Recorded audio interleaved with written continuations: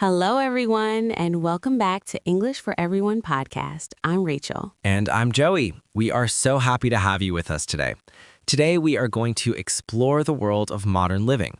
We want to talk about how we navigate our social lives, our careers, and our personal growth. That's right. And since many of you are learning English to improve your daily communication, we are going to focus on the phrases that people actually use when they're trying to manage their busy schedules, talk about technology, or focus on their mental health. Let's start with a topic everyone is obsessed with, productivity. Rachel, do you consider yourself a productive person? It depends on the day. Some days I'm a busy bee, and other days I'm a total procrastinator. Procrastinator. That's a word our listeners should definitely know. It's when you delay doing something, usually because it's difficult or boring. We often say, I'm putting it off. Exactly. But the modern world is full of distractions. Our phones are constantly buzzing with notifications. It makes it very hard to enter a flow state. Flow state. I love that term.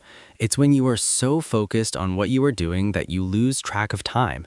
It's the opposite of being scatterbrained. If you are scatterbrained, you are disorganized and lack focus.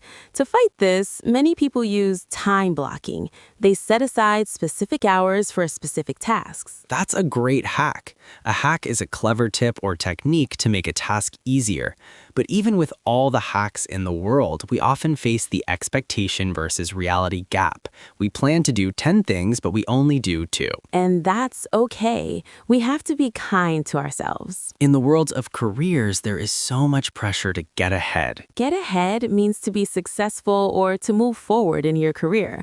But sometimes getting ahead comes at a cost. People sacrifice their sleep and their work-life balance. We see this a lot in hustle culture. This is the idea that you should be working every waking hour. But honestly, Joey, I think people are starting to push back against that. They are. There's a new movement called quiet quitting. It doesn't mean you actually quit your job. It just means you do exactly what is in your contract and no more. You don't let work take over your life. It's all about boundaries. Setting a boundary means saying, I will not check my email after 6 p.m. It's essential for mental well-being. Speaking of mental well-being, let's talk about burnout. We mentioned it before, but it's worth a deeper look. How do you know if you are burnt out or just tired? If you are just tired, a good night's sleep helps. But if you are burnt out, you feel drained even after a weekend off. You feel cynical about your work. Cynical means you have a negative or distrustful attitude. It's a red flag. A red flag is a warning sign that something is wrong. To fix this, many people are looking into digital minimalism. This means being very intentional about how much time you spend online. Intentional. That means doing things with a clear purpose. Instead of mindlessly scrolling through social media, you choose to read a book or go for a walk. Mindlessly scrolling. I think we're all guilty of that. You sit down for 5 minutes and suddenly an hour has passed. We call that a rabbit hole. You start watching a video about cooking and end up watching a documentary about penguins at 2 a.m.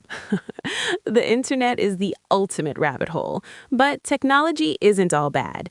It has given us flexibility. Many people are now digital nomads. A digital nomad is someone who works online while traveling the world. It sounds like a dream job, but it also has downsides. Downsides are the disadvantages. For a digital nomad, the downside might be loneliness or a lack of stability. You are always on the move. On the move means traveling or changing locations frequently. It's the opposite of settling down. Whether you are traveling or staying home, we all have to deal with information overload. There's just too much news, too many podcasts, not ours, of course, and too many opinions. Of course. To handle this, we need to practice critical thinking.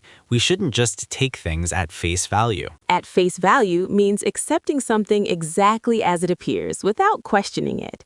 In the age of deepfakes and AI, we have to be extra careful. AI, or artificial intelligence, is changing everything. Some people are apprehensive about it. Apprehensive means feeling worried or nervous about something in the future. They worry that robots will take their livelihood. Livelihood is just a fancy way of saying the way you earn money to live. but I prefer to see AI as a tool, not a replacement. It can help us automate the mundane tasks. Mundane means boring or repetitive. If a machine can do the mundane stuff, we have more time for creative problem solving. I agree.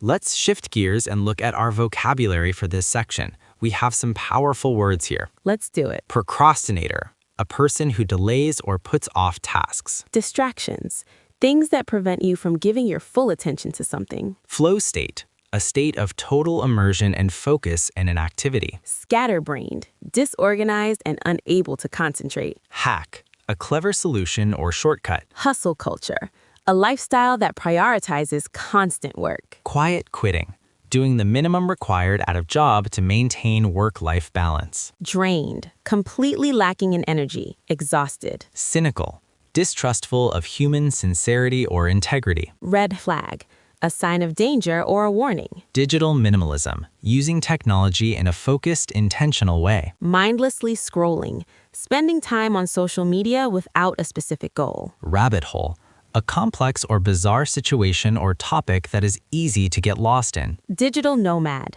someone who works online while traveling the world. Downside, the disadvantage of something. On the move, traveling or changing locations frequently. At face value, accepting something without looking for a hidden meaning. Apprehensive, anxious or fearful that something bad or unpleasant will happen. Livelihood, a means of securing the necessities of life. Mundane, lacking interest or excitement. Dull. Now, let's look at the social dynamics of the modern world.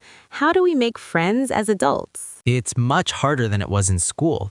In school, you are thrown together with people your own age every day.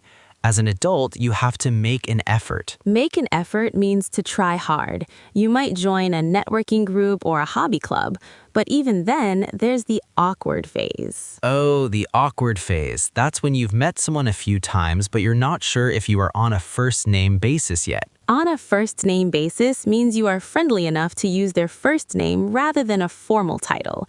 To get there, you need consistency. Consistency is the key to everything: friendship, fitness, and English. You can't just study for 10 hours once a month. You have to show up every day. Show up is a phrasal verb that means to be present or to make an appearance. Even if you don't feel like practicing, just showing up for 10 minutes makes a difference. It builds momentum. Once you have momentum, it's much easier to keep going. It's like a snowball rolling down a hill. But what happens when you hit a wall? Hit a wall means to reach a point where you can no longer continue or make progress. When that happens, you need perseverance. Perseverance is the quality that allows you to continue trying to do something even though it is difficult. It's a very admirable trait. Let's stop here and practice these words. Listen and repeat. Momentum. Pause 5 seconds.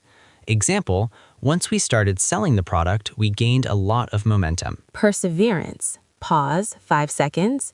Example, it took a lot of perseverance to finish the marathon. Consistency. Pause 5 seconds.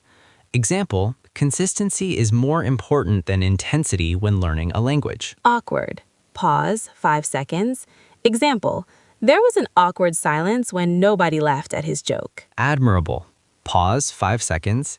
Example, her dedication to helping the poor is truly admirable. We have covered so much ground today, from the dangers of hustle culture to the beauty of perseverance. We really have. And remember, listeners, the goal of these long conversations is to help your ears get used to the natural rhythm of English. Don't worry if you didn't understand every single word. The fact that you are still listening shows that you are dedicated. Dedicated means you are committed to your goal, and your goal of speaking English is very close. Before we wrap up, let's do one last check.